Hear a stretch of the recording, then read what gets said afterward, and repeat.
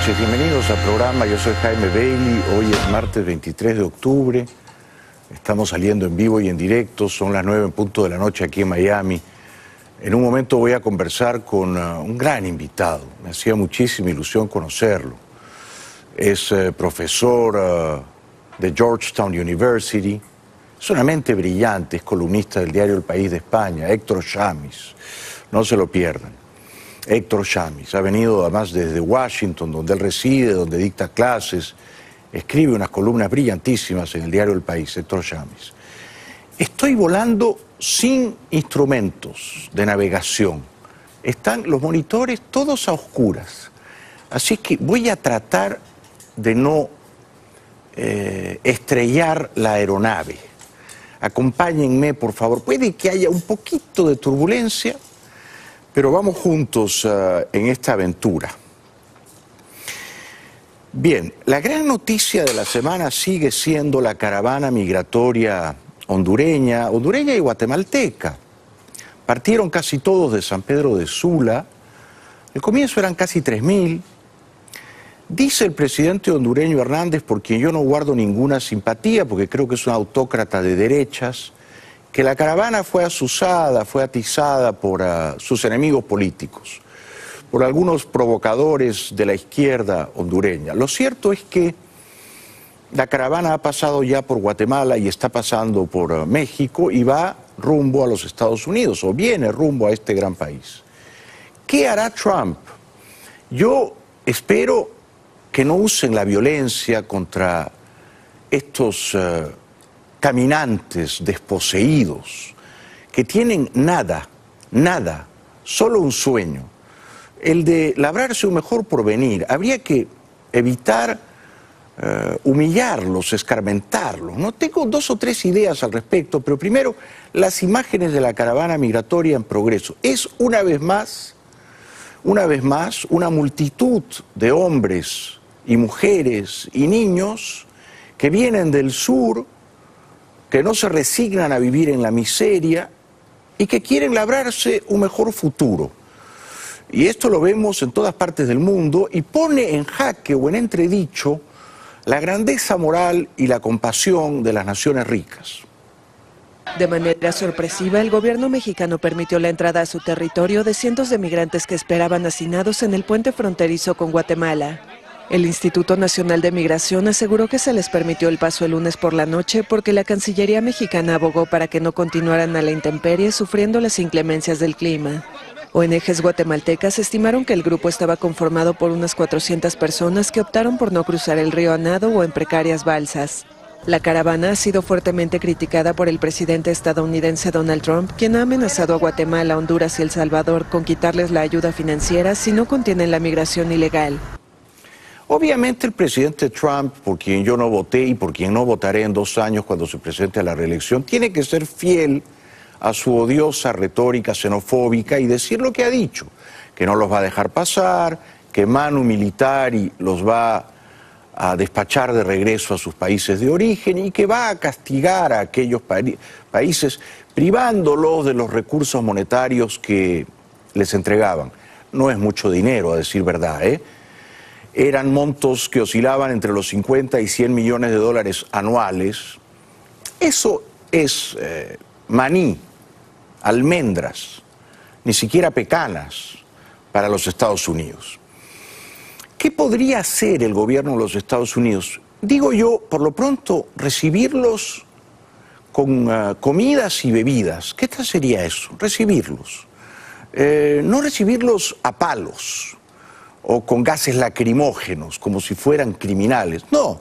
Oigan, muchachos, han caminado miles de kilómetros, vienen mujeres, vienen niños. Bienvenidos, bienvenidos. Pasen. Tomen asiento. Acá tenemos comidas y bebidas y por lo pronto los vamos a censar, a empadronar. ¿Qué tal sería eso para comenzar? Recibirlos con cariño. No digo extenderles un permiso de residencia automático, no, pero recibirlos, decir, se pueden quedar unos días, los vamos a proveer de vivienda temporal, una semana, comidas, bebidas y los vamos a censar y a empadronar. Luego los vamos a mandar de regreso, pero en avión, a sus países de origen, pero ya están censados y en lista de espera. Y al cabo de un año, si aprenden inglés y no tienen antecedentes penales, pasan algunos exámenes y pueden volver. ¿Esto les parece que sería razonable? Digo yo, sería una manera compasiva, sensible, de recibirlos, no aporrearlos, tampoco abrirles las puertas, porque es verdad que están entrando a las bravas, pero ponerlos en lista de espera, que aprendan inglés, que demuestren que no tienen antecedentes penales y al cabo de un año vienen de regreso. Desde luego es una idea quijotesca, ¿no? Pero yo veo con compasión a todos estos muchachos. Uno de ellos nos cuenta las terribles desventuras, los terribles sinsabores que ha tenido que dejar atrás. Esta gente se va de sus países porque aquellos países son invivibles, inhabitables. No hay una caravana migratoria de chilenos cruzando la cordillera Mendoza. ¿Por qué no se van los chilenos? Porque el país tiene futuro. Bueno, la retórica de Trump es incendiaria como suele serlo. Él está pensando en las elecciones del 6 de noviembre. Desde luego él no tiene empatía ni compasión por los desamparados, los desposeídos, los que no han tenido la fortuna que tuvo él, la de nacer en una familia acomodada, privilegiada, ¿no? Estos hondureños y estos guatemaltecos, para él son la bestia negra, la bestia parda. Hay que demonizarlos, hay que convertirlos en criminales. No lo son realmente. Escuchemos a uno de ellos. Venimos acá a este lugar buscando una vida mejor, no como la que nos ofrece el presidente de nosotros allá en Honduras. Es algo horrible. En nuestro país no hay comida, no hay alimentos, no hay medicinas. Ya hasta los derechos humanos, no sé qué pasa. Hemos emigrado con la buena intención de trabajar en Norteamérica, porque es el lugar a donde nosotros realmente creemos que podemos hacer algo para poderles enviar a nuestras familias, a nuestros hijos que dejamos botados. Trump, por favor, se lo pedimos en el nombre de Jesús. Ayúdenlos, ábranlos las puertas. Por favor, tenemos hijos. ¿Qué pasa? No le hemos hecho nada. Somos humanos también. Necesitamos trabajar. Yo la verdad, insisto, lo recibiría. No sé, un tiempo, una semana, 2 semanas. Les daría muchas comidas y bebidas y toda clase de vituallas y que sientan el cariño de este país. Los empadronaría, los censaría, les explicaría que tienen que aprender inglés, que tienen que traer certificados de haberse portado bien en sus países de origen, de no ser criminales, de no tener antecedentes penales, y los pondría en lista de espera y que vuelvan en un año, ¿no? Que no tengan que volverse caminando a sus países, ¿no? Y desde luego se podría hacer algunas excepciones humanitarias con las mujeres, los viejitos y los niños. Me temo que Trump no va a hacer nada de eso porque ya eligió demonizarlos. Y entonces ha dicho que la caravana migratoria está plagada de criminales, de pandilleros, de revoltosos, lo dice desde el prejuicio, no tiene pruebas que fundamenten tamaña acusación. Asevera también, y me parece que es una fabulación, que en la caravana vienen de terroristas de Medio Oriente. Insisto, no hay prueba ninguna, no hay asidero o fundamento real que demuestre que aquellas acusaciones del presidente están ancladas en la realidad. El presidente estadounidense Donald Trump redobló el lunes sus acusaciones contra la caravana migrante que se dirige a su país. Vayan al centro de la caravana, lleven sus cámaras y busquen, ¿de acuerdo? No, John, toma tu cámara, ve y busca. Encontrarás pandilleros, encontrarás gente de Medio Oriente, encontrarás todo. Y adivina qué, no los dejaremos entrar en nuestro país, queremos seguridad. Bueno, veremos cómo termina esto. Mucho me temo que no va a terminar bien. Hay muchos, y cuando digo muchos son centenares de niños en la caravana. Me parece que el canciller mexicano Videgaray ha actuado muy correctamente porque dio instrucciones a las fuerzas de seguridad para que no se ensañaran en reprimir a estos caminantes por la libertad, ¿no? Bueno, los mal pensados dicen que la izquierda hondureña les ha pagado, ¿no? Que es una marcha no completamente espontánea. Puede ser, no sé, puede ser. Yo he estado en Honduras, he estado en San Pedro de Sula, y la verdad es que si fuera padre de familia, trataría de venir a vivir a este país. Sí, ¿por qué no? Entonces hay que ponerse en los zapatos del otro, ¿no? Estas son imágenes desgarradoras de mamás con sus bebitos y sus niños, caminando miles de kilómetros para tener una vida mejor. Muchos asustados y enfermos, cientos de bebés y niños viajan en la caravana de miles de hondureños que atraviesan México rumbo a Estados Unidos. En brazos o a pie, recorren a diario cientos de kilómetros junto a sus padres, escapando de la violencia y la pobreza en Honduras. Muchos tienen fiebre un día sí y otro no. Otros se quejan del hambre, el calor y el agotamiento. Muy difícil porque ellos lloran, dicen que están cansados, que tienen hambre, que quieren descansar. Pero sus madres coinciden en algo. Huyen de Honduras para que los pandilleros no maten o recluten a sus hijos o secuestren y violen a sus hijas. De nuevo, quizás si usted y yo viviéramos en San Pedro de Sula y tuviéramos 3 o 4 hijos, estaríamos en esa caravana, ¿verdad? Esos niños son nuestros niños también. Hay que tratar de evitar la arrogancia de decir que se queden en su país, que se arreglen entre ellos. Son hondureños, no tienen derecho de una vida mejor, ¿no? Que se queden allá, que maten entre ellos sus pulgas. Bueno, me parece que todos los que hemos venido a este país persiguiendo un sueño deberíamos tener una mínima compasión respecto de ellos. El señor Almagro, secretario de la OEA, que creo que está de visita en esta ciudad, aquí en Miami, que hace un trabajo verdaderamente descollante, sobre todo para defender la causa de la libertad en Venezuela, puso énfasis en que la dictadura venezolana es, en rigor, y no exagero, una narcodictadura, como lo fue en su día la narcodictadura de Noriega, ¿no? Solo eso, me parece a mí, justificaría que los Estados Unidos se planteasen, al menos en teoría, la posibilidad de encauzar criminalmente a los capos de esa narcodictadura.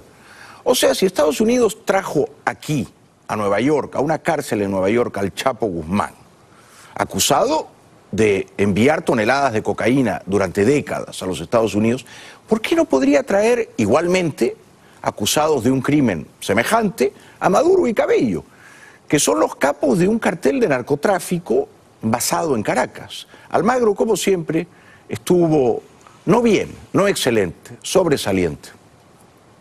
Cuando la familia del presidente, del dictador Maduro, está presa en Nueva York, cuando hay cientos de millones de dólares congelados en Estados Unidos del vicepresidente por narcotráfico, cuando está sancionado el ministro del Interior, cuando están sancionados los principales represores a cargo de la organización represiva de Venezuela por narcotráfico.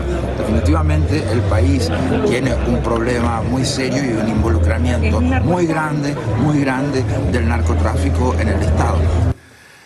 Sobre esto, por supuesto, voy a hablar con mi invitado esta noche, el académico, intelectual, escritor Héctor Chamis, de origen argentino, residente en Washington, profesor de Georgetown, columnista del País.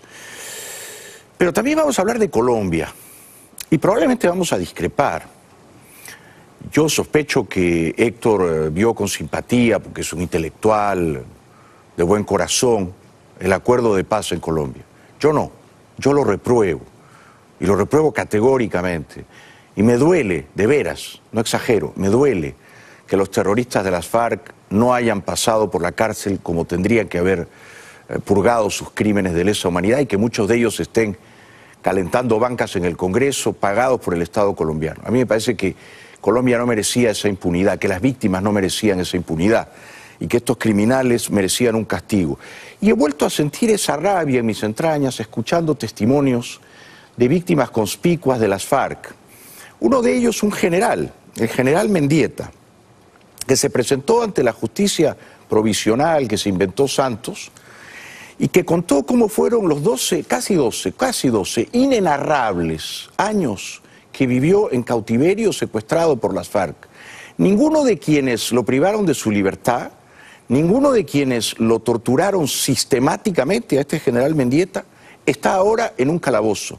Y esa a mí me parece una injusticia flagrante. Esos son crímenes que deberían ser castigados, ¿no? Pero no ha ocurrido así en Colombia, y es una pena muy grande. Y la sociedad colombiana ha reprobado, por supuesto, esa frivolidad del expresidente Santos eligiendo a Duque. Otra víctima de las FARC que estuvo secuestrada casi 7 años, el ex senador Luis Eladio Pérez, contó que se sentía un animal, lo tenían encadenado a un árbol, lo paseaban para que hiciera sus necesidades fisiológicas básicas. Se sentía un animal. Ese sufrimiento, esas humillaciones son simplemente inimaginables. Y quienes infligieron esos padecimientos al ex senador y al ex general, no solo no han ido a un calabozo, sino que muchos de ellos están sentados en el Senado y en la Cámara de Representantes de Colombia. Es verdaderamente una indignidad. Y el ex senador Pérez, con la voz quebrantada, por supuesto, y rompiendo en llanto, cuenta, y me imagino que será enormemente bochornoso para él, ¿no?, narrar todo esto ante la justicia provisional que se inventó Santos, que ni siquiera les daban papel higiénico para limpiarse luego de evacuar el vientre. Con la manita tendría que haber dicho, con la manita, el ex senador Pérez. Y los terroristas de las FARC que ordenaron su secuestro, que lo tuvieron encadenado a un árbol, que no le daban papel higiénico para limpiarse luego de defecar, ¿dónde están? ¿Alguno de ellos está en una mazmorra, en un calabozo? Bueno, sí, hay uno, alias Santrich. Ese está preso, creo que en La Picota, pero está preso porque siguió comerciando con cocaína, tratando de vender una cocaína que tenía escondida a los narcos mexicanos. O sea, deshonró el acuerdo de paz, lo traicionó, por eso está preso. Pero no hay un solo preso prominente de las FARC, ningún cabecilla terrorista que esté preso por estos crímenes abyectos, viles que perpetraron contra gente inocente. No, todos han sido graciosamente perdonados por Santos y por sus frívolos apandillados, todos los cuales, por supuesto, están encantados porque ellos ganaron el premio Nobel. Pero yo me pongo en los zapatos de las víctimas y pienso, bueno, ¿y mis captores y quienes me humillaron, dónde están? Prendo la tele, están en el Senado. Hay uno que ni siquiera quiso ser senador, Iván Márquez, dijo, no, yo la verdad no voy a perder mi tiempo siendo senador. Nadie votó por ellos. Iván Márquez desdeñó al Senado colombiano y dijo, prefiero pasar a la clandestinidad porque desde luego son y seguirán siendo siempre criminales, ¿no? Rompe a llorar en este testimonio desgarrador ante la justicia provisional colombiana el ex senador Luis Eladio Pérez. ¿Cómo no estar de su lado, no? Pero es que no tiene usted que ofrecer disculpas, querido ex senador Luis Eladio Pérez. Usted es un hombre de honor. Usted rompe a llorar porque recuerda aquellas humillaciones verdaderamente inhumanas que padeció. Estamos con usted. Tenemos que ir un momentito a la publicidad. Luego voy a comentar todo lo último del infame asesinato del periodista saudí Jamal Khashoggi. Doblemente o triplemente infame porque desde la Casa Blanca silban convenientemente distraídos y miran a otro lado. El secretario del Tesoro fue presuroso, no a Davos en el desierto, pero sí a estrechar las manos de los sicarios, de los autores intelectuales del crimen, ¿no? Del rey, de su hijo, el príncipe bin Salman. Está claro que para Trump lo que aquí importa no es los derechos humanos, no. Acá lo que importa es que Arabia Saudí siga comprando armas a los Estados Unidos. Tienen demasiado dinero, me parece, en la lógica despiadada de Trump como para pelearse con ellos, ¿no? Tampoco es verdad que los saudíes vayan a comprar 100.000 millones de dólares en armas, ¿eh? Esto Paul Krugman lo ha desmentido y ha demostrado que esas compras de armas no se han firmado, son memorándum de intención. O sea, al final los saudíes puede que compren armas por la 10ª parte de la cifra de la que se pavonea el presidente Trump. Publicidad. Luego viene más adelante un brillantísimo intelectual, profesor de Georgetown University, columnista del País, Héctor Chamis. Y luego voy a conversar con mi querido amigo, el profesor Justin Langwich. Regresamos con todo eso después de la pausa. Bienvenidos de vuelta al programa. Estamos saliendo en vivo y en directo. En un momentito voy a conversar con Héctor Chamis, que es profesor de la Universidad de Georgetown, columnista del País, está de visita, ha venido desde Washington. Obtuvo un doctorado en Ciencias Políticas en la Universidad de Columbia, en Nueva York. O sea, es una mente brillante. También voy a conversar más adelante con el profesor Eliseo Justiniani, tan amigo nuestro, que ha hecho prodigios para llevar el inglés a muchas personas que no lo hablaban en este gran país. No se lo pierdan. Bueno, el caso Khashoggi, el presidente turco, que no es un demócrata, para mí es un dictador o un autócrata, ¿no? Erdogan fue al Congreso de su país y dijo que ellos tenían las pruebas desde siempre de que los saudíes habían torturado a Khashoggi en el consulado en Estambul y pidió, y me parece que es una buena idea, no creo que se lo van a conceder, que los sicarios que torturaron y desmembraron y mataron a Khashoggi en el consulado saudí en Estambul sean juzgados en Turquía. El presidente turco Recep Tayyip Erdogan pidió el martes que haya un castigo para todos los implicados en la muerte del periodista Jamal Khashoggi. Ante el grupo parlamentario de su partido, el mandatario también solicitó que los 18 sospechosos saudíes que están detenidos en su país sean juzgados en Estambul. La conciencia internacional no reposará hasta que las personas implicadas, desde los ejecutantes hasta los que dieron la orden, hayan sido castigados.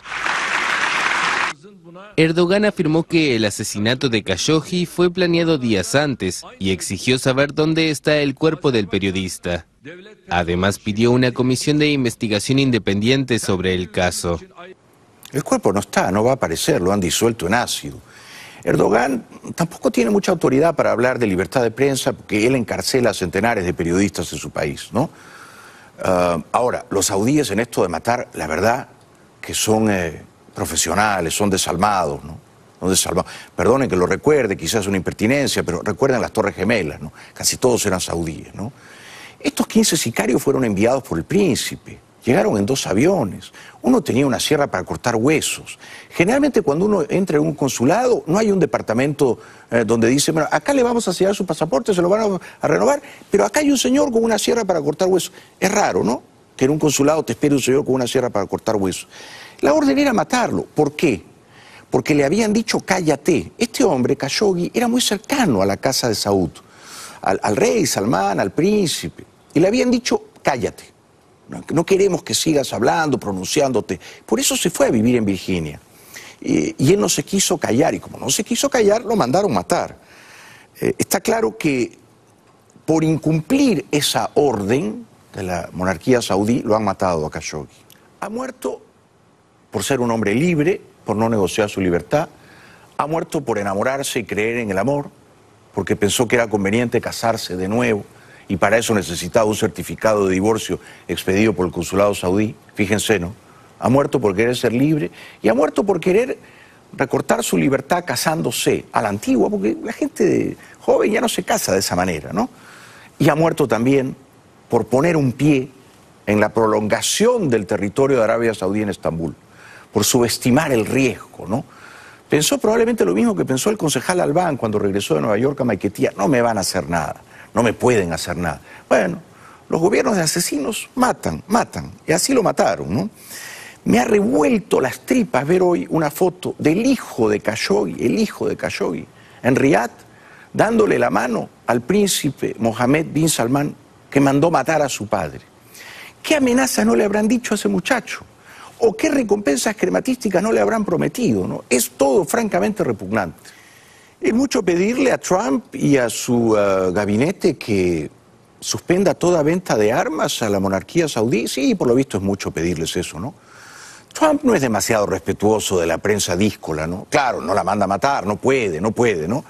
Pero quizá ve con soterrada simpatía, ¿no? Que el príncipe, su amigote, que el rey, su amigote, no aguanten pulgas de la prensa, ¿no? Ah, tú me vas a criticar así, tú me vas a faltar al respeto, bueno, mira cómo vas a terminar, te vamos a disolver en ácido, ¿no? Sky News dice que la policía turca, que tenía las pruebas, los audios de la tortura, ha encontrado un coche que aparentemente manejó alguno de los sicarios en el que habría evidencia genética de que hubo restos ahí de la víctima de Khashoggi. Bueno, los saudíes han mentido todo el tiempo. Primero dijeron que Khashoggi salió caminando, que no le hicieron nada, que su novia y prometida que estaba afuera se despistó, no lo vio.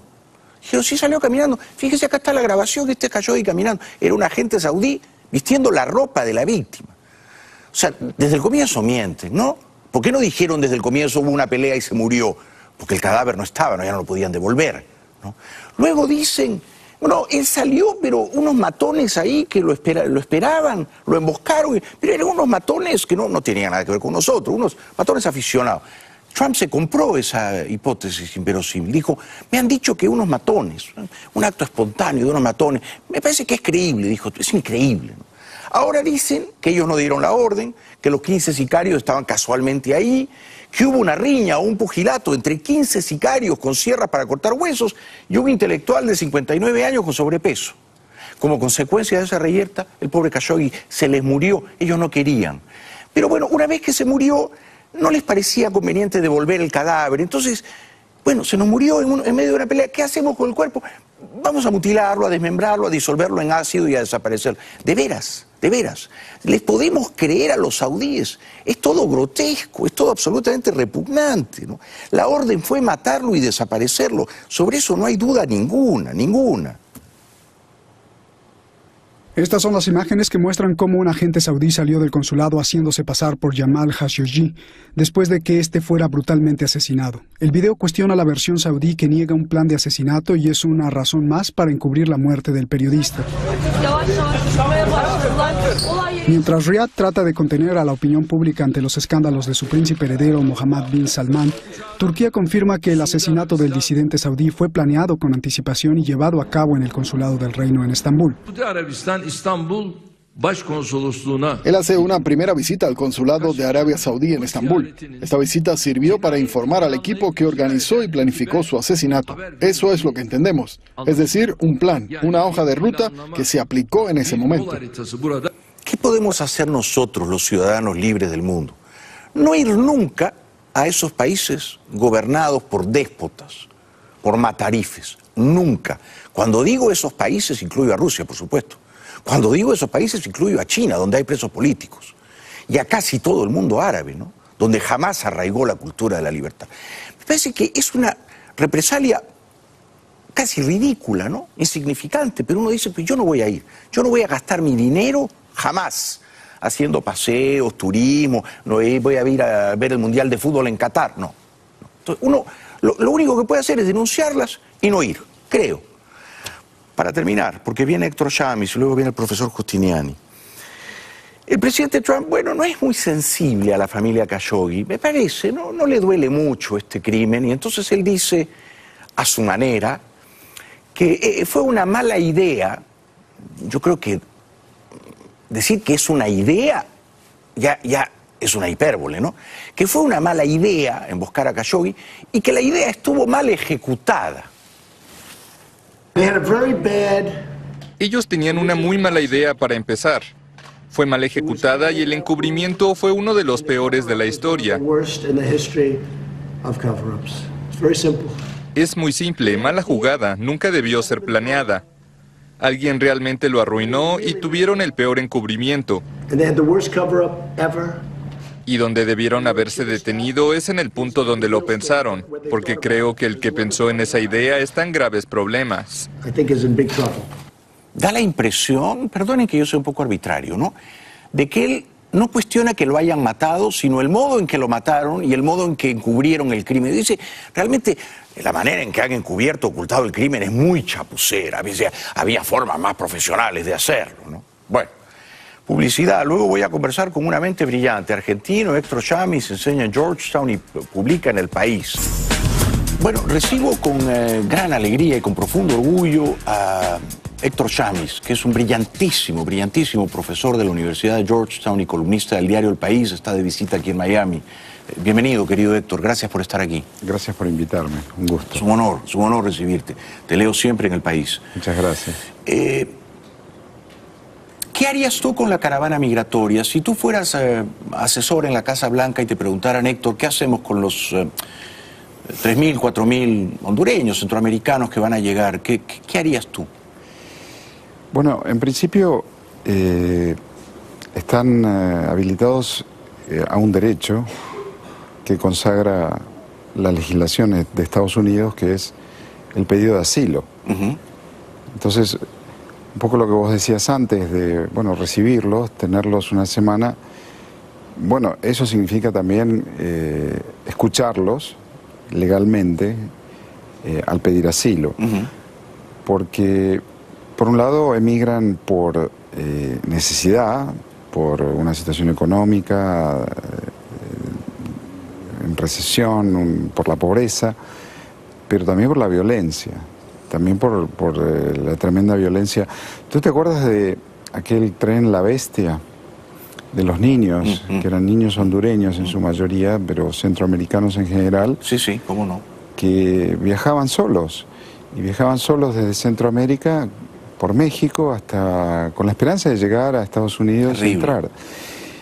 Y la gran pregunta era por qué esos padres los mandaban solos, que desalmados, que inconscientes.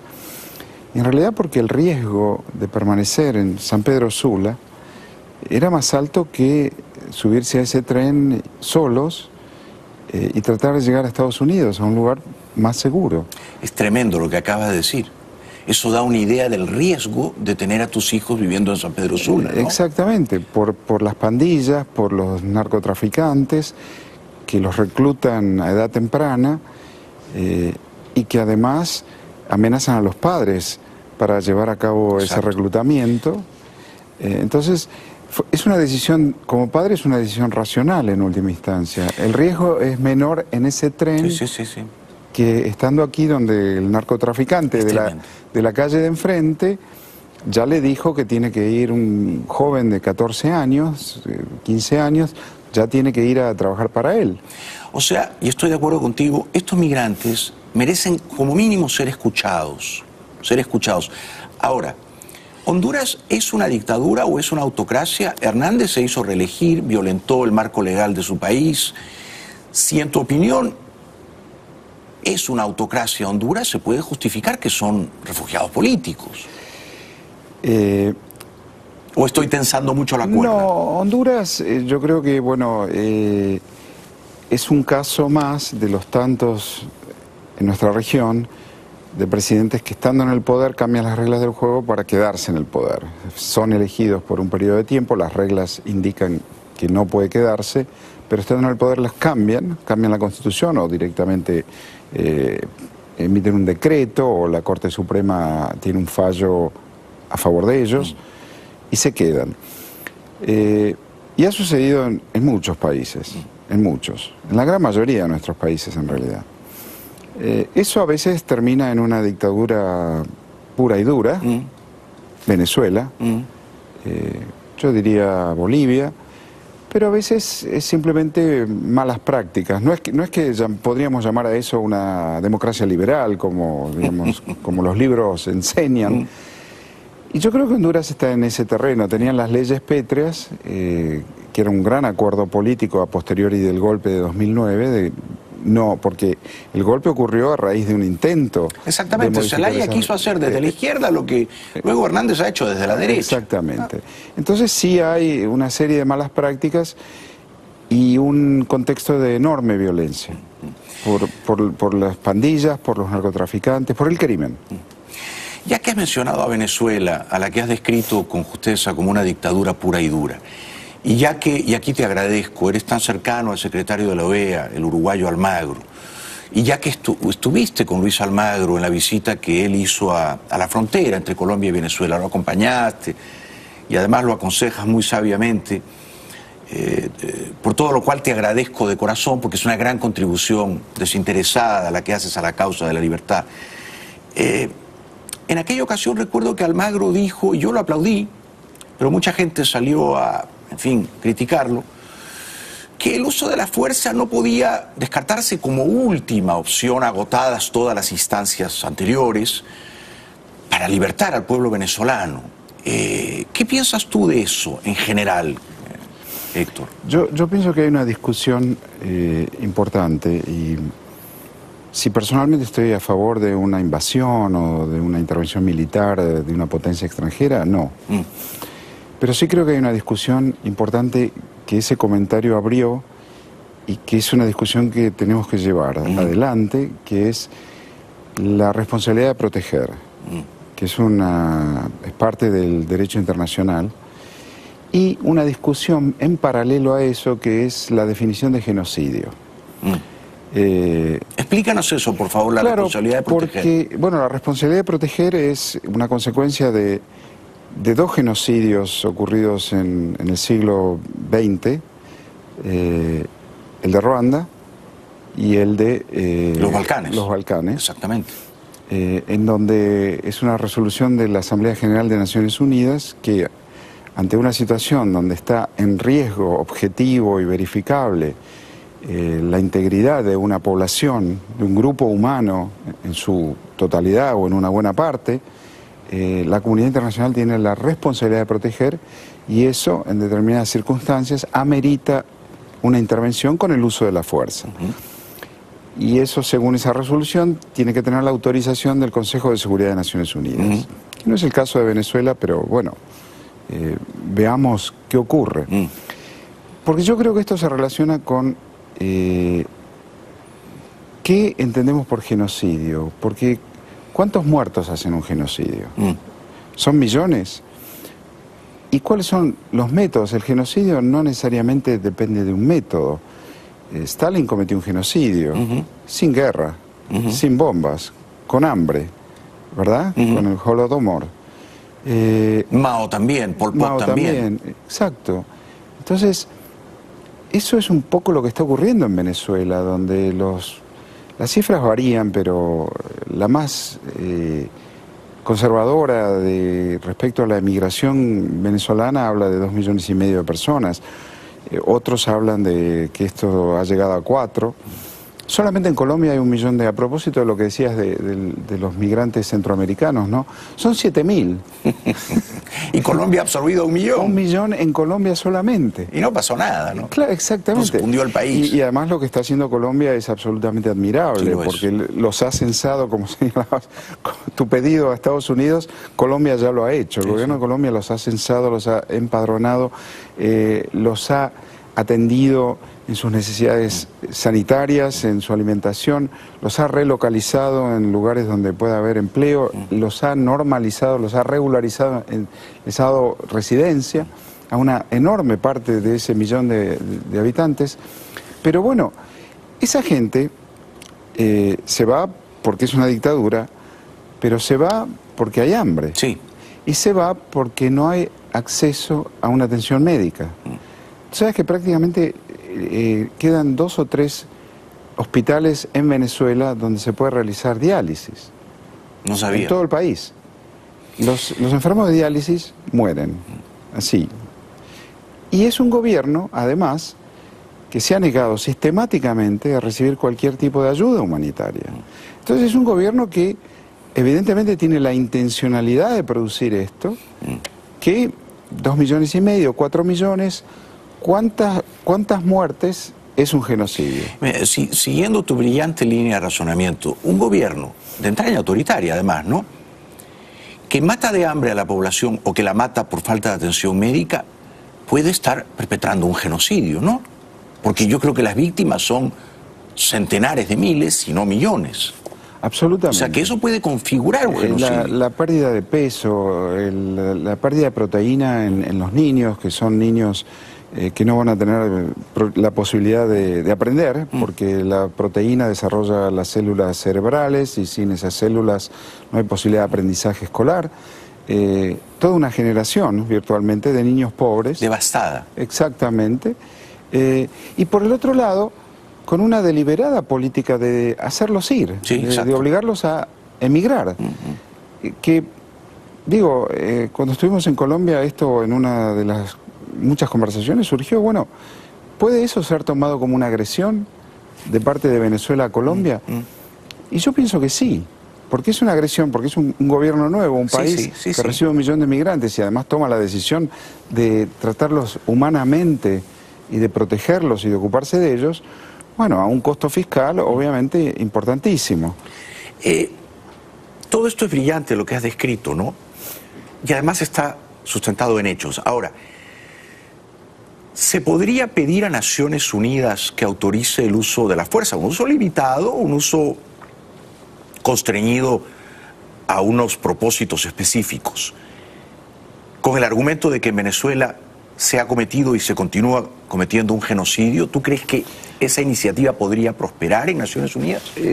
Probablemente no ahora, no. Pero yo creo que eso es una conversación a tener.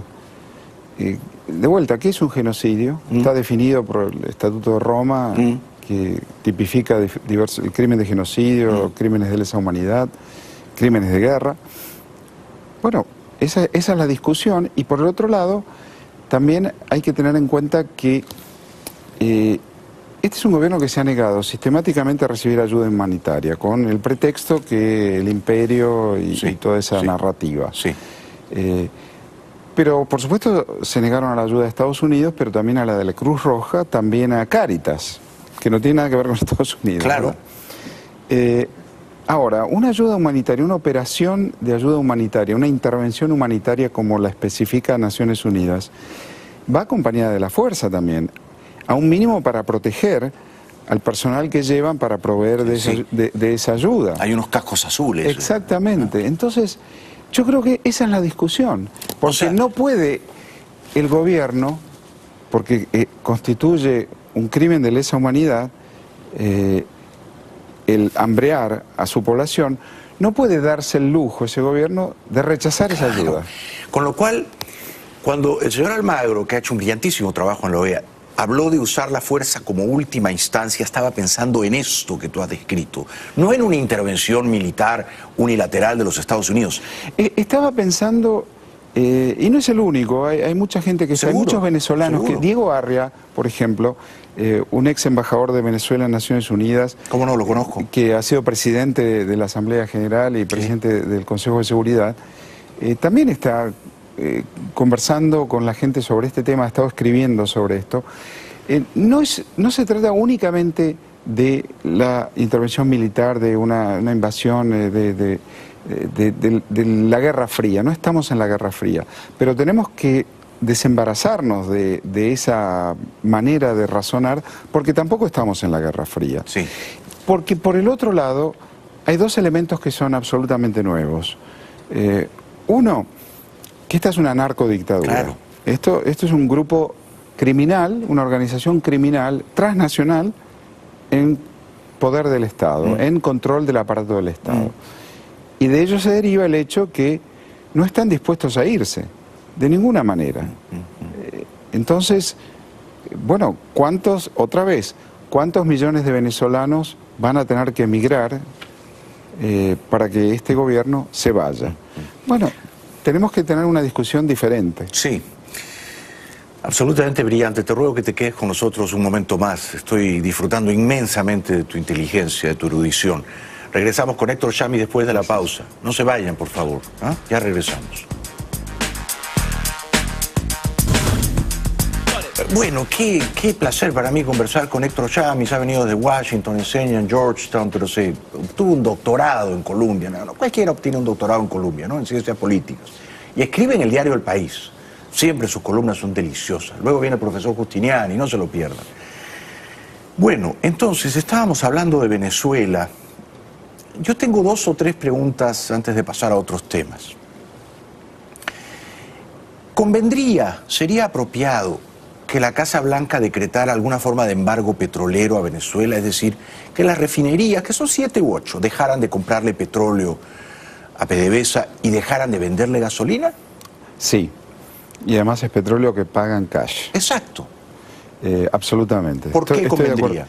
Bueno, convendría porque las sanciones a individuos no han dado el resultado que uno esperaba. No. También en América Latina no se ha hecho, que debió hacerse. Panamá únicamente en América Latina ha sancionado a esos individuos, a los jerarcas del régimen. Han debido acompañar a algunos países de América Latina. Pero todos los países han debido acompañar, y en eso no lo hicieron. Sí. Lo hizo la Unión Europea, Japón, Suiza, Canadá y Estados Unidos. Sí. Y Panamá.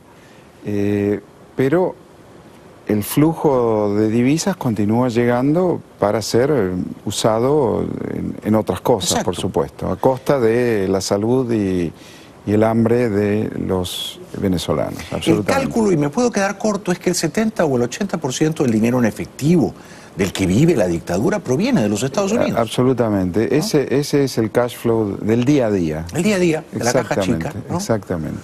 ¿Y por qué Trump no lo hace? Aparentemente porque hay un cálculo electoral, porque la gasolina subiría de precio en los estados del Golfo, y entonces las refinerías le dicen, oye, no nos estropees el negocio. Bueno, eso, o qué pasaría con las refinerías que son propiedad de PDVSA en Estados Unidos, en Luisiana, en el Golfo, que tendría tal vez un impacto electoral porque subiría el desempleo, habría gente que quedaría sin el empleo si esas refinerías se quedaran sin petróleo.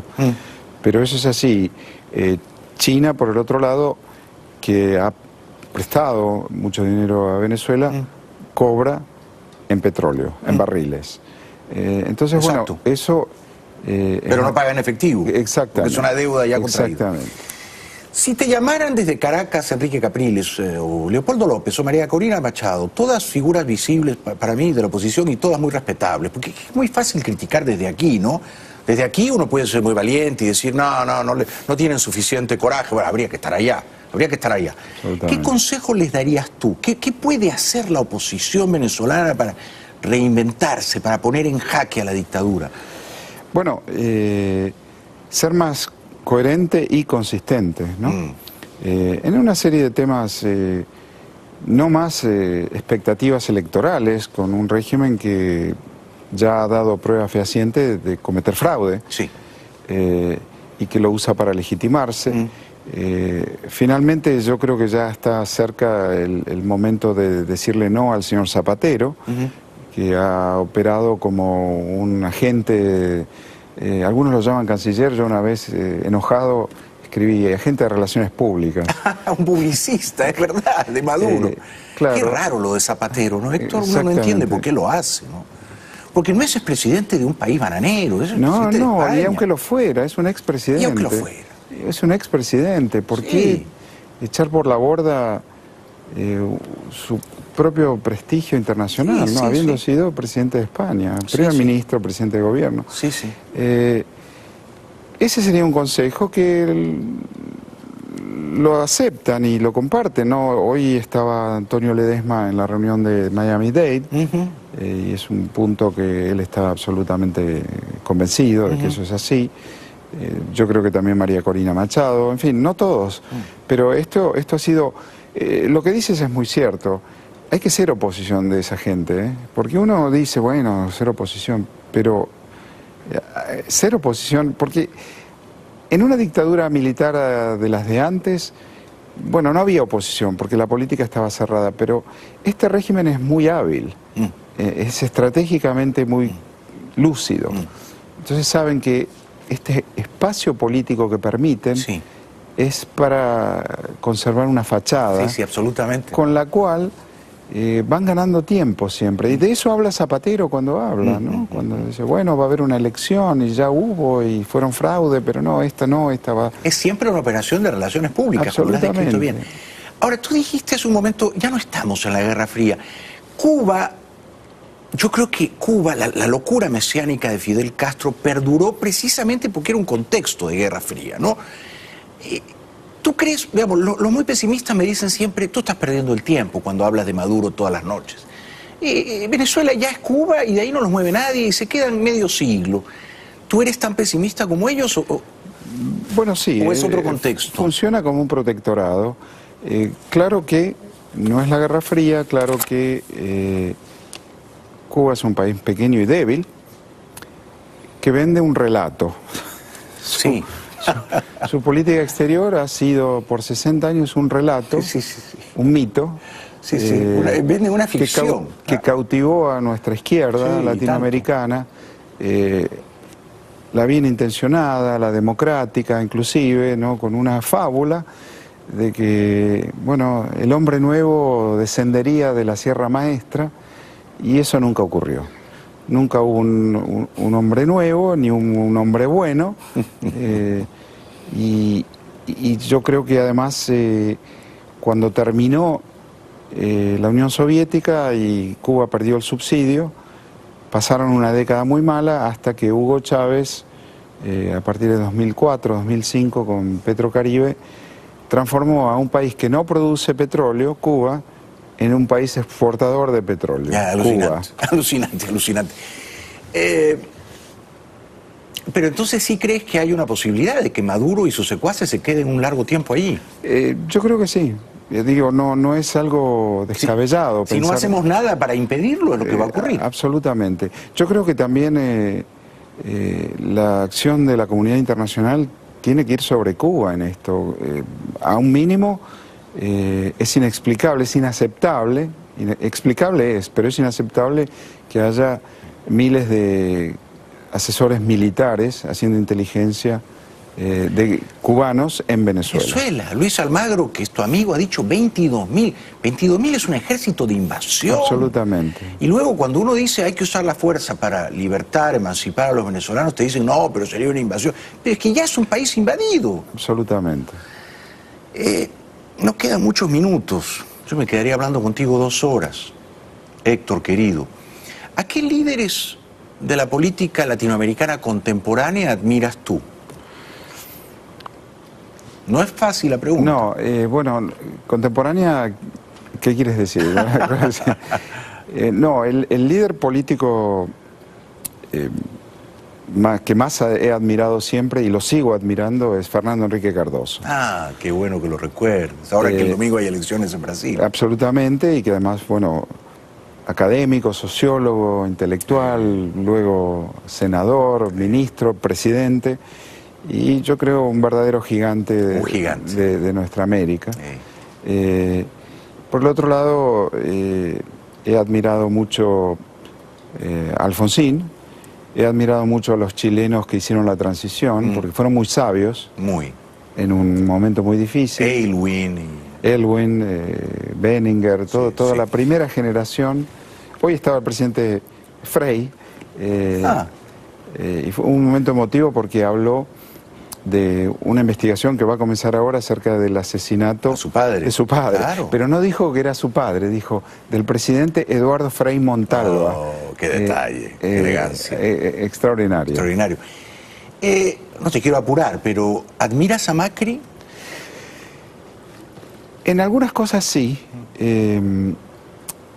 Creo que Macri comunica algo que es genuino y que hace mucho tiempo no ocurría en la política argentina, y es la idea que él no está allí para aprovecharse, no está allí para robar, por cierto, pero tampoco para aprovecharse del poder, está para servir, esa vieja concepción aristotélica de la política. Sí, que ahora parece una quimera, ¿no? Exacto, porque no necesita el poder ni necesita el dinero.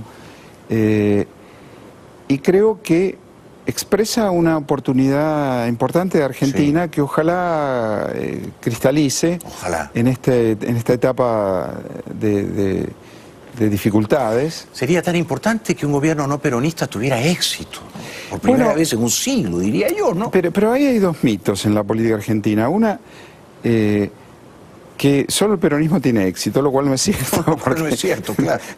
Por un lado. Y por el otro lado, esto de que los no peronistas no tienen éxito o no pueden terminar.